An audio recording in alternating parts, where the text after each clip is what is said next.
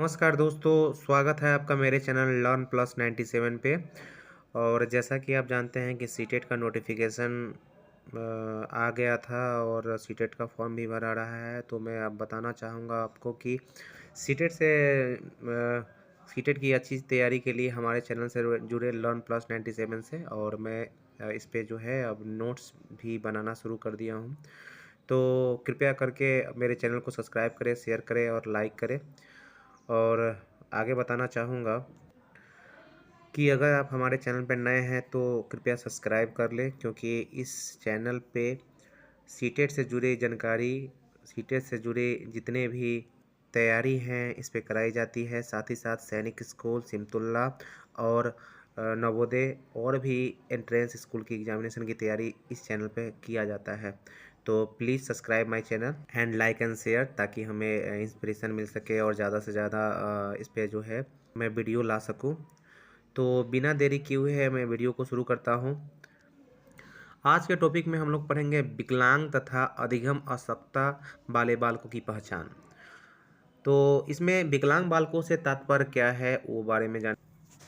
विकलांग बच्चों से जो तात्पर्य है, और जैसा कि आप देख रहे हैं कि विकलांग बालकों से तात्पर्य यह है कि बालक मानसिक, शारीरिक और संवेगात्मक दोष युक्त होता है, उसे हम विकलांग बालकों की श्रेणी में रखते हैं। यानी कि विकलांग बालक से तात्पर्य वो होता है जो मानसिक, शारीरिक और संवेगात्मक दृष्टि से दोष युक्त होते हैं। इस प्रकार के बालकों में सामान्य बालकों की तुलना में शारीरिक, मानसिक, संवेगात्मक या सामाजिक विकास में कमी या दोष होता है, जिसके कारण उन्हें अधिगम में कठिनाई होती है।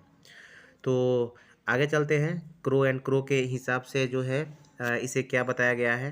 तो जैसा कि आप देख रहे हैं, क्रो एंड क्रो ऐसे बालक जिसमें ऐसा दोष होता है, शारीरिक होता है, ऐसे बालकों को हम विकलांग कहते हैं।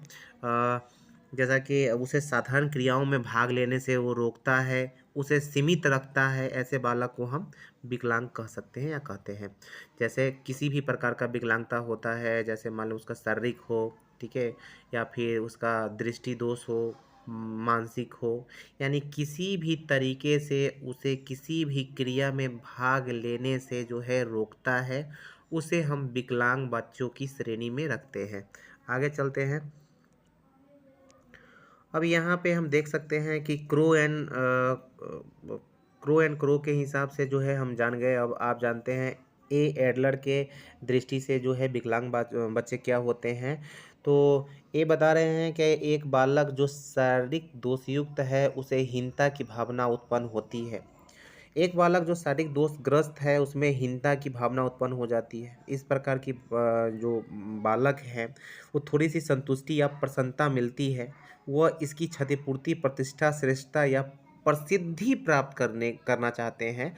इस बालक को आप देख सकते हैं कि हमेशा जो है उसे हमेशा किसी न किसी प्रकार की संतुष्टि नहीं होती है। हमेशा ऐसा महसूस होता है कि वो जो कर रहा है वो सही नहीं है, ठीक है, उसमें शारीरिक दोष के कारण ही होता है। ठीक है, आगे चलते हैं हम और देखते हैं। अब है शारीरिक रूप से जो विकलांग बालक होते हैं, शारीरिक रूप से विकलांग बालक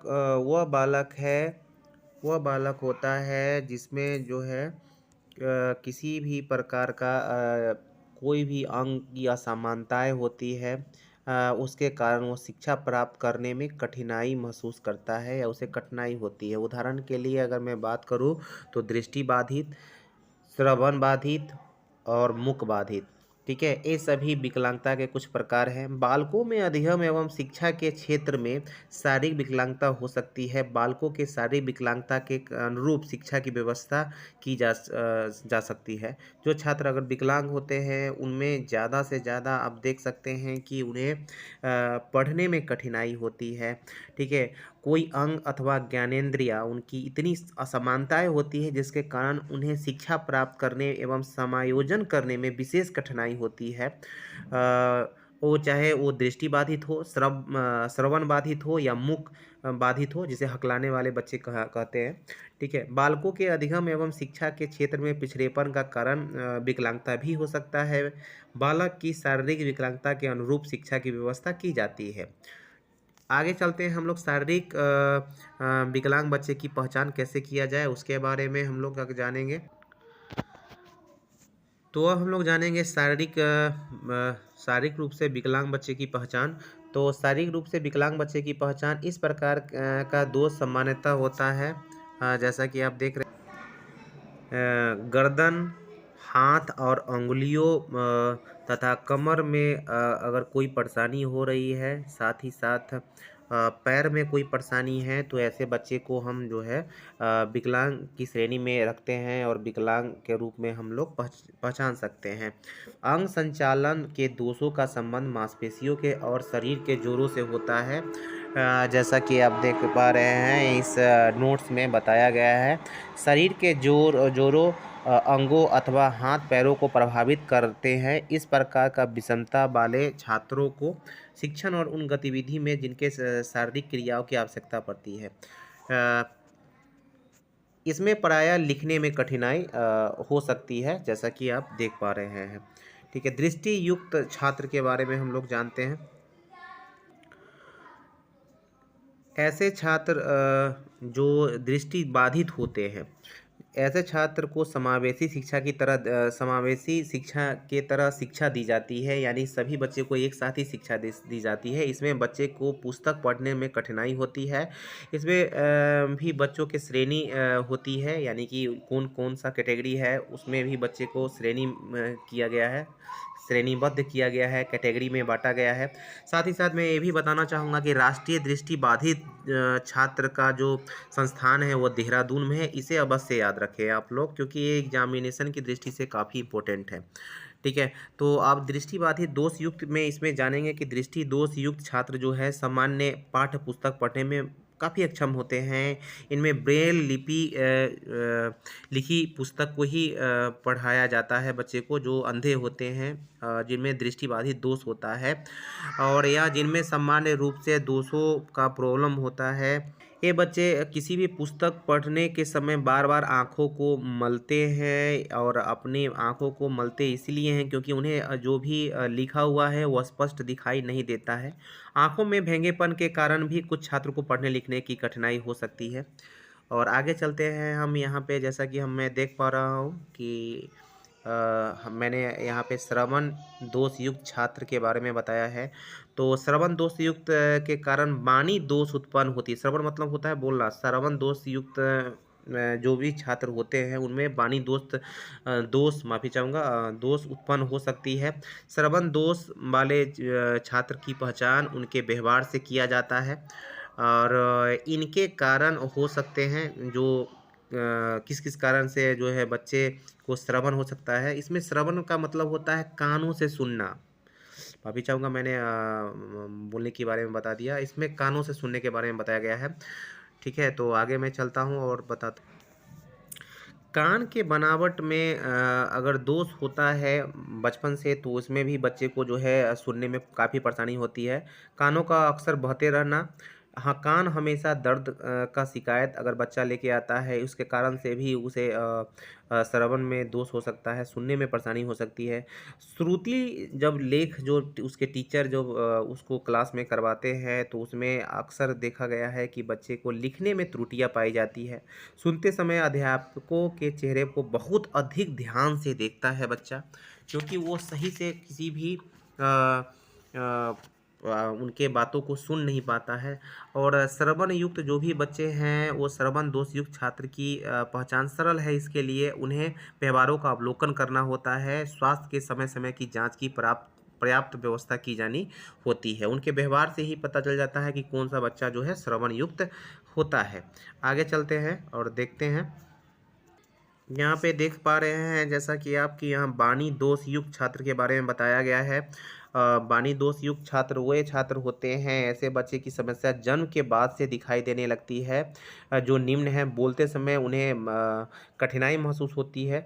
बोलते समय वो मतलब हकला जाते हैं, यानी कि वो हकला हकला के बोलते हैं, अटक अटक कर बोलते हैं। आवाज़ का अधिक मोटा या पतला होना भी जो है बानी दोष के श्रेणी में आता है। अपने विचार को साफ साफ नहीं रख पाना, स्पष्ट नहीं रख पाना, ये भी बानी दोष के अधीन आता है। इसमें जो है बानी दोष में जो बच्चे होते हैं वो मुख्यतः एक प्रकार का ही बीमारी है। बानी से संबंधित समस्याएं कुछ बच्चों को जन्म के बाद से ही दिखने लगता है, जिसमें आप अपने विचारों को स्पष्ट रूप से बच्चा नहीं रख पाता है। उसमें बोलते समय वो रुक रुक के बोलता है, स्पष्ट शब्दों का उच्चारण नहीं कर पाता है। बोलते समय वाणी के काफ़ी कठिनाई उनसे महसूस होती है। तो ये सब वाणी दोष के कारण हो सकते हैं। मानसिक दोष क्या है? मानसिक रूप से विकलांग बच्चे की पहचान हम उसे देखेंगे कि वो कोई भी जो विषय है उसका वो कम समय तक ध्यान केंद्रित कर पाता है, जिसे उसे शिक्षक पढ़ाते हैं उस पर उसका कंसंट्रेशन नहीं बन पाता है, जल्दी भूल जाता है, असफल होने पर भयग्रस्त वो बच्चा होता है, आत्मविश्वास की कमी होती है, उसे भौतिक मूर्त सामग्री के प्रस्तुतिकरण की अधिक निर्भरता उस बच्चे को होता है।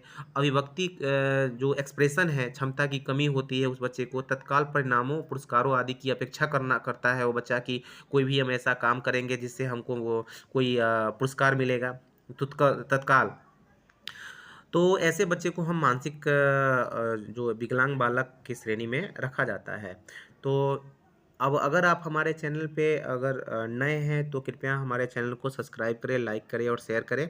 और इसमें मैं मेरे चैनल पे ये बताया गया है कि कुछ अधिगम अशक्तता है, डिसेबिलिटी है, जिसे एलेक्सिया के बारे में बताया जाता है, जैसे लेक्सिया के बारे में बताया, डिसलेक्सिया क्या होता है, एप्रेक्सिया क्या होता है, डिस्ग्राफिया क्या होता है, डिसमोर्फिया क्या होता है। ये सभी अधिगम से रिलेटेड जो है कुछ डिसेबिलिटी है, जो कि मैंने इस चैनल पे वीडियो बना दिया है। अगर आप हमारे चैनल पर नए हैं तो कृपया उस चैनल को उस वीडियो को ज़रूर देख लें, ताकि आपको सीटेट की तैयारी करने में काफ़ी लाभप्रद साबित होगा।